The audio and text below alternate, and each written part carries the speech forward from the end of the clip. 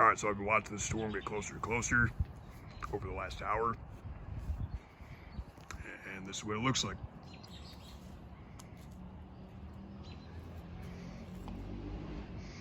Extremely dark storm clouds.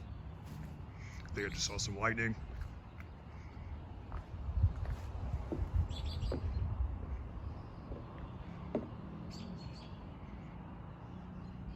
It's moving pretty quickly.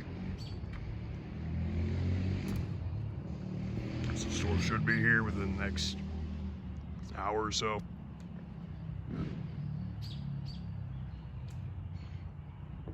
For what I've been seeing, yeah, multiple or flash of lightning. Another one. For what I've been seeing, there's widespread high winds, and there might have also been a few tornadoes.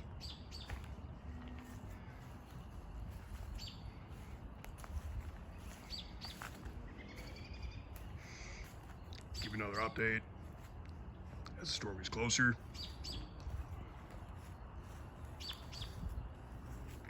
And yeah, that's pretty much all I have to say.